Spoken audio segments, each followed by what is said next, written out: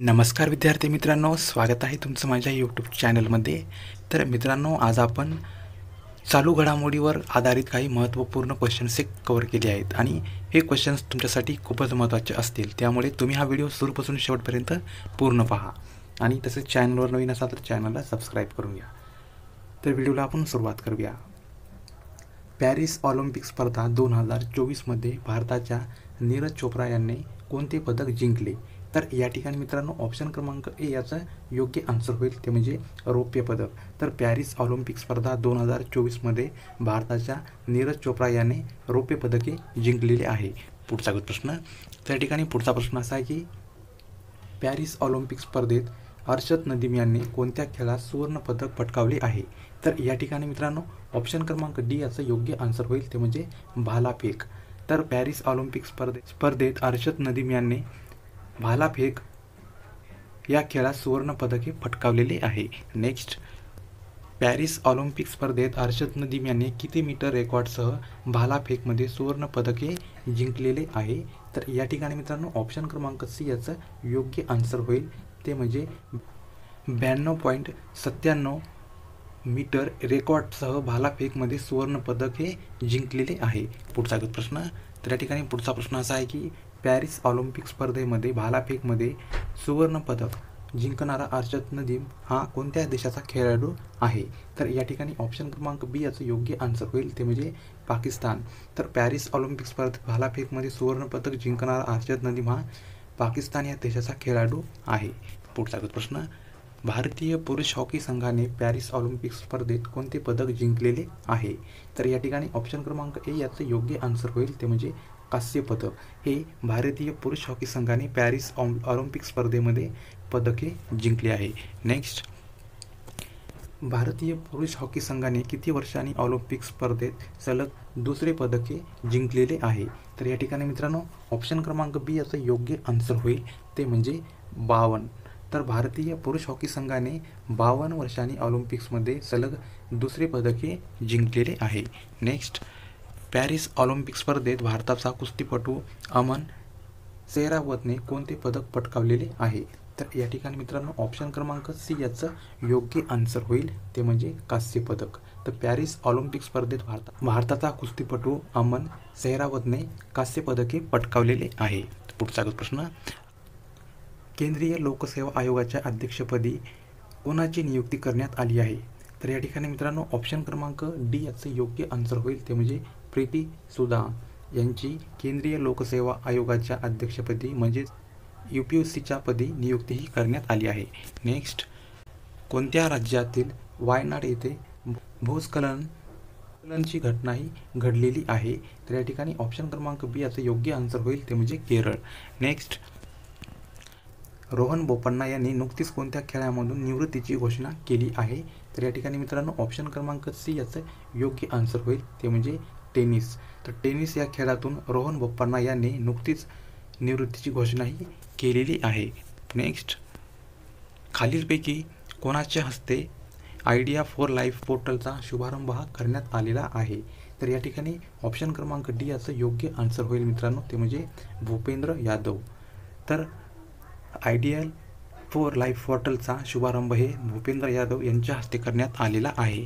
Next, पुरुष cricket Asia चषक 2025चे आयोजन कोणत्या देशामध्ये करण्यात येणार आहे? तर या ठिकाणी मित्रांनो ऑप्शन क्रमांक ए याचं योग्य आन्सर होईल, ते म्हणजे भारत। तर येणारा 2025चे पुरुष क्रिकेट एशिया चषक हे भारत या देशात होणार आहे। नेक्स्ट, 2024 आणि 25 या वर्षासाठी आशियाई आपत्ती पूर्वतयारी केंद्राचे अध्यक्षपद कोणत्या देशाने स्वीकारलेले आहे? तर या ठिकाणी ऑप्शन क्रमांक बी याचं योग्य आन्सर होईल, ते म्हणजे भारत। तर 2024 आणि 25 वर्षासाठी आशियातील आपत्ती पूर्वतयारी केंद्राचे अध्यक्षपदे भारत या देशाने स्वीकारलेले आहे। नेक्स्ट, एकाच ऑलिम्पिक स्पर्धेत 2 पदके जिंकणारी स्वातंत्र्यानंतरची पहिली भारतीय महिला कोण ठरली आहे? तर या ठिकाणी मित्रांनो ऑप्शन क्रमांक बी याचं योग्य आन्सर होईल, ते म्हणजे मनू भाकर। ही एकाच ऑलिम्पिक स्पर्धेत 2 पदके जिंकणारी स्वातंत्र्यानंतरची पहिली भारतीय महिला ठरलेली आहे। नेक्स्ट, केंद्र सरकारने पश्चिम घाटाचे किती चौरस किलोमीटर क्षेत्र इको सेन्सिटिव्ह घोषित केलेले आहे? तर या ठिकाणी ऑप्शन क्रमांक सी याचं योग्य आन्सर होईल, ते म्हणजे 56,800. तर केंद्र सरकारने पश्चिम घाटाचे 56,800 चौरस किलोमीटर क्षेत्र हे इको सेन्सिटिव्ह हे घोषित केलेले आहे.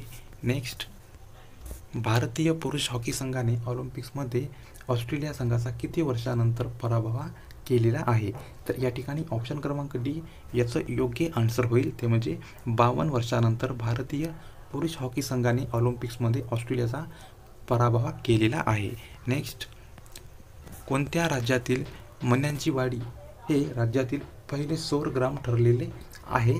तर या ठिकाणी ऑप्शन क्रमांक बी याचं योग्य आन्सर होईल, ते म्हणजे सातारा.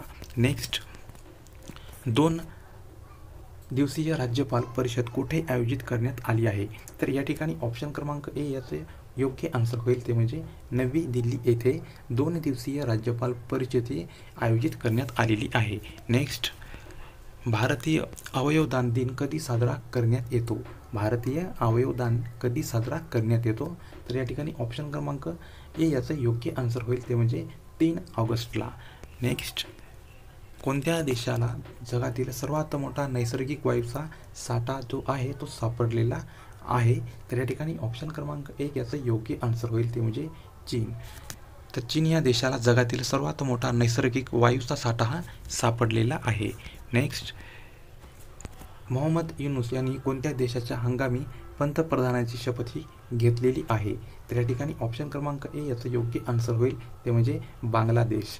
तर मोहम्मद युनूस यांनी बांगलादेश या देशाच्या हंगामी पंतप्रधानाची शपथ ही घेतलेली आहे. नेक्स्ट, भारतात किती वर्षानंतर आंतरराष्ट्रीय कृषी अर्थतज्ञ परिषदेचे आयोजन करण्यात आले आहे? तर या ठिकाणी मित्रांनो ऑप्शन क्रमांक डी याचं योग्य आन्सर होईल, ते म्हणजे 65 वर्षानंतर आंतरराष्ट्रीय कृषी अर्थतज्ञ परिषदेचे आयोजन हे भारतामध्ये करण्यात आलेले आहे. नेक्स्ट, रोहित शर्मा आंतरराष्ट्रीय क्रिकेटमध्ये सर्वाधिक किती वेळा 50हून अधिक धावांची खेळी करणारा भारतीय फलंदाज हा ठरलेला आहे? तर या ठिकाणी ऑप्शन क्रमांक सी याचं योग्य आन्सर होईल, ते म्हणजे 121वा रोहित शर्मा आंतरराष्ट्रीय क्रिकेटमध्ये सर्वाधिक 50हून अधिक वेळेस धावा करणारा भारतीय फलंदाज हा ठरलेला आहे. नेक्स्ट, नॅशनल हाऊसिंग बँकच्या मॅनेजिंग डायरेक्टर म्हणजेच MD पदी कोणाची नियुक्ती करण्यात आली आहे? तर या ठिकाणी ऑप्शन क्रमांक ए याचं योग्य आन्सर होईल, ते म्हणजे संजय शुक्ला यांची नॅशनल हाऊसिंग बँकच्या मॅनेजिंग डायरेक्टर अर्थात MD पदी नियुक्ती ही करण्यात आली आहे.